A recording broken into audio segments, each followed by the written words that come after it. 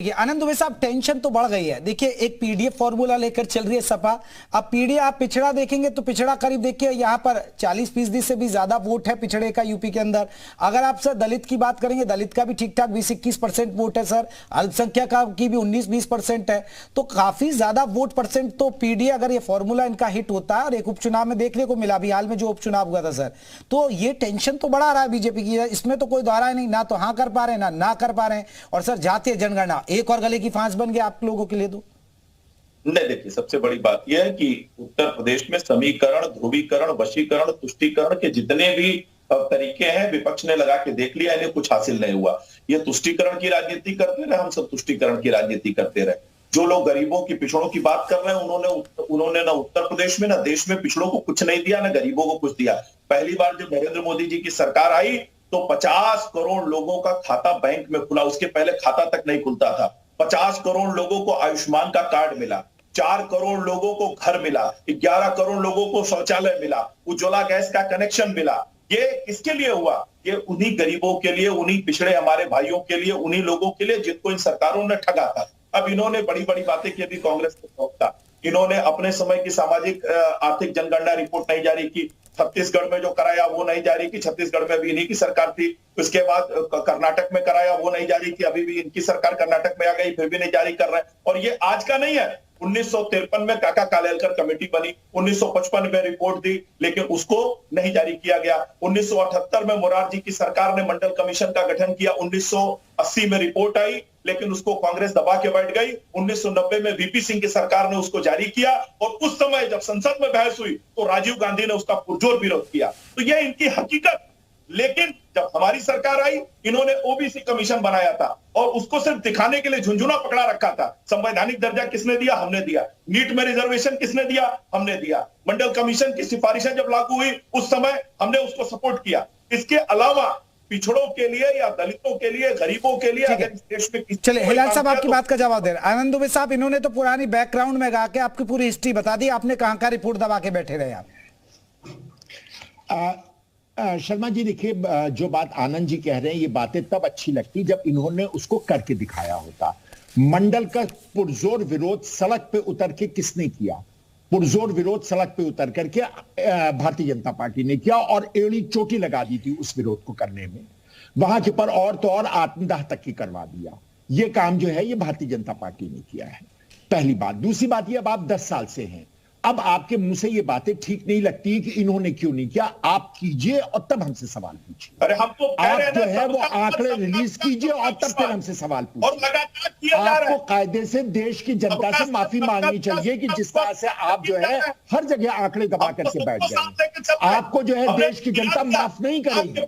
आप चाहे कितना ही कहिए, आपको देश की जनता माफ नहीं करने वाली है। आप सारे आंकड़े दबा करके बैठ गए, क्योंकि बहुत ही शर्मनाक है। उसके बाद तो शर्म करनी चाहिए। आपको जो है देश की जनता से माफी मांगनी चाहिए। और जिस तरह से आप शोषण कर रहे हैं गरीबों का, उस शोषण को करके चंद लोगों को जिस तरह से आप फायदा पहुंचा रहे हैं, वो अपने आप में आपकी छटपटाहट को बताता है। तो आप जो है वो पूरी तरह से सिर्फ और सिर्फ जो है वो गरीबों का शोषण कर रहे हैं। इसी वजह से आप इसके खिलाफ है, आप इसका साथ नहीं देने को तैयार है। आप जो है वो पूरी तरह से जो जातिगत जनगणना है उसको आप नहीं लगाना चाहते, आप नहीं कराना चाहते। और एक बात और बता दें यहाँ पे शर्मा जी एक बात और यहाँ पे बता दे, जातिगत जनगणना में सारी जातियों की जनगणना है। हमारी समझ में नहीं आ रहा है इनको परेशानी किस चीज से है। हम तो सारी जातियों की जनगणना की बात कर रहे हैं ना। हम ये तो नहीं कह रहे किसी एक जाति विशेष की जनगणना की जाएगी। अगर सारी जातियों की जनगणना की हम बात करते हैं, सारी जातियां हमको समझ में आएंगी कि सामाजिक, आर्थिक और राजनीतिक रूप से कौन कितना पिछड़ा हुआ है, तब सबका साथ और सबका विकास का कोई मान्य होगा। वरना ये सिर्फ और सिर्फ एक चुनावी जुमला है जो भारतीय जनता पार्टी। ठीक है आनंद जी, जल्दी जवाब दीजिए, फिर मैं मनोज राज जी को भी जोड़ता हूं। देखिए, इन्होंने गरीबों का ऐसे विकास किया। इनके खुद के प्रधानमंत्री राजीव गांधी जी क्या कहते थे? मैं 1 रुपया भेजता हूं, 85 पैसा लोग डकार जाते हैं, 15 पैसा नीचे पहुंचता है। में क्या होता है, आप 1 रुपया भेजते हैं और 90 पैसे जो है वो आपके जो बड़े बड़े धनपति उनके पास पहुंच जाता है। आप 1 रुपया भेजते हैं तो वो भी धनपति के पास पहुंच जाता है। आप 1 रुपया धनपति के पास पहुंचा देते हैं, आप तो 1 रुपया नहीं भेजते हैं।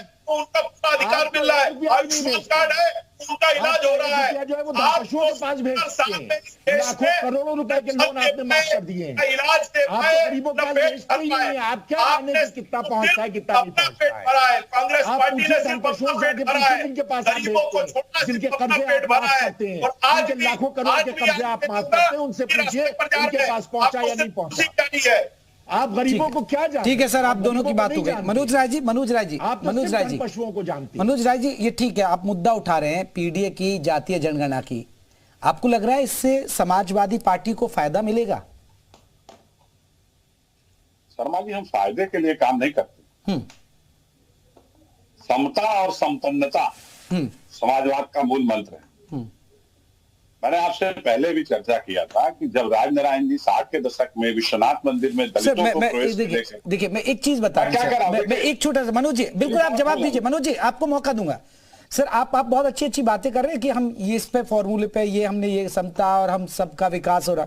सर, मैं जब भी बीजेपी वालों से पूछते तो पता बीजेपी वाले क्या कहते हैं, और खासकर चुनावी माहौल में मुझे जाने का मौका मिला यूपी में, तो वो कहते हैं कि देखिए सपा का नारा खाली प्लॉट हमारा, ये दलितों से मारपीट करते थे, रेहड़ी खोमचे वालों को मारपीट करते थे, ये सब करते थे। तो ये प्रेम अब उभर रहा है, पहले नहीं उभरा, तभी तो सत्ता गई ना आपकी। सर देखिए, राजनीति में सत्ताएं आती जाती रहती है। सत्ता को पकड़ के बैठने के लिए भारतीय जनता पार्टी लोग हैं, और माफिया किसके साथ हैं ये किसी को बताने की जरूरत नहीं है। सवाल इस बात का है कि अगर हमारा लड़का बदमाशी कर रहा है तो अरे वो ऐसे ही मनबड़ है, दूसरे का लड़का अगर वही कर रहा है तो वो गुंडा है। भारतीय जनता पार्टी का यही चरित्र है। मैं आपसे पहले भी कहा कि ये जो पीडीए मतलब ऑल है, पिछड़ा दलित अल्पसंख्यक ऑल, इसमें सब लोग हैं, और वो इसलिए हैं, ये भारतीय जनता पार्टी के लोग कभी नहीं। अब वो ए तो अब बाद में जोड़ा ना सर। मैंने बताया आपको कि बीपी सिंह राजा थे, ठाकुर जाति के थे, राजपूत थे, राजा मांडा थे। राजनारायण जी बड़े भूमिहार जमींदार थे, बनारस के थे, जमींदार थे। उन्होंने दलितों के लिए, पिछड़ों के लिए संघर्ष करके आगे बढ़ाया। डॉक्टर लोहिया क्या थे? लोहिया जी का नाम लेके गरीबों का लहू चूसने वाले समाजवादी पार्टी के लोग हैं। देखिए, ये नौटंकीबाज जो लोग नाटक करते हैं, ये साफ करते हैं। शर्मा जी, हम ये सवाल पूछ रहे हैं, अगर ये कोई जवाब दे दे, हमारी पीढ़िया को हमने दुरुस्त किया। मैंने अपने बनारस का 2 नाम बताया है, उत्तर प्रदेश में 50 नाम बताऊंगा। कल्याण सिंह जी का लड़का और नाती पोता सब है। क्यों है? चलिए आप बताइए। आप अनुप्रिया पटेल जी मिनिस्टर है, राष्ट्रीय अध्यक्ष बन सकते हैं? नहीं है मनोज जी, आप सपा के राष्ट्रीय अध्यक्ष बन सकते हैं? हैसियत आपकी चाहिए, बोलिए